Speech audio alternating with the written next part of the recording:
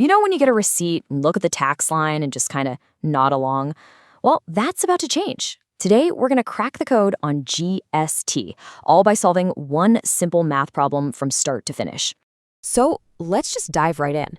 The entire mystery we're unraveling today revolves around a single question about a purchase worth 6,000 rupees.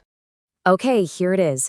A dealer buys goods worth 6,000 rupees, and there's an 18% GST. Seems easy enough, right? But listen, the phrase that unlocks this whole thing is from the same city. Keep that in your back pocket. Now, your first thought is probably easy. I'll just calculate 18% of 6,000 and tack it on. And hey, you're not wrong. But the real question, the interesting part, is where does that 18% tax money actually go? Because it's definitely not as simple as one single payment. So before we can even touch the math, we really need to understand the tax itself. Let's ask the basic question, what exactly is GST anyway? Well, at its heart, GST, that's the goods and services tax, was designed to make things way simpler. It's this single, big, nationwide tax that basically replaced a whole bunch of confusing older taxes, all to create one unified market. But here's the twist. That so-called single tax, it often splits into two separate parts. Yeah, it's kind of like a tax with a secret identity, and it all comes down to geography. And this brings us right back to that tiny little clue we spotted in the beginning. The phrase from the same city is the key. It tells us exactly how this specific GST payment has to be divided up. See, it all comes down to this one simple difference. A sale that happens within a single state, like in our problem, is called an intrastate transaction.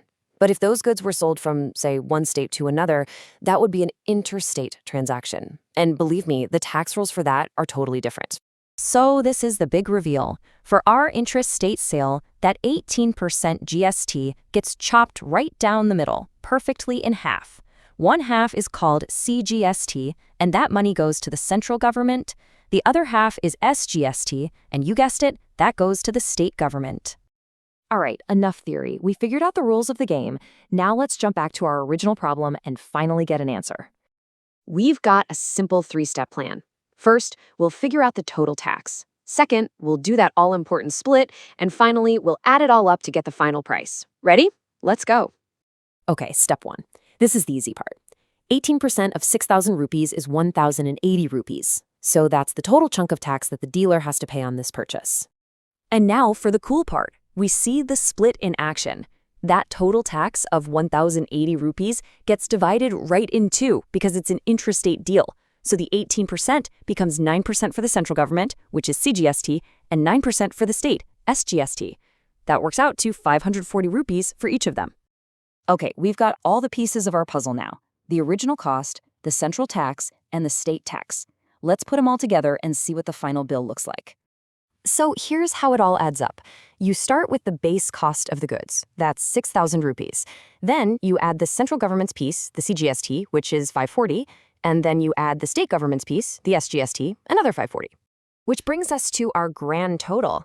The final amount the dealer is going to pay for these goods is 7,080 rupees. And there you have it. Problem solved.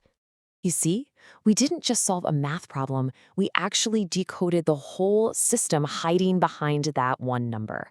So the next time you get a receipt, maybe at a restaurant or a shop, take a closer look. See if you can spot the CGST and SGST. Now that you know the secret, what story is your receipt telling you?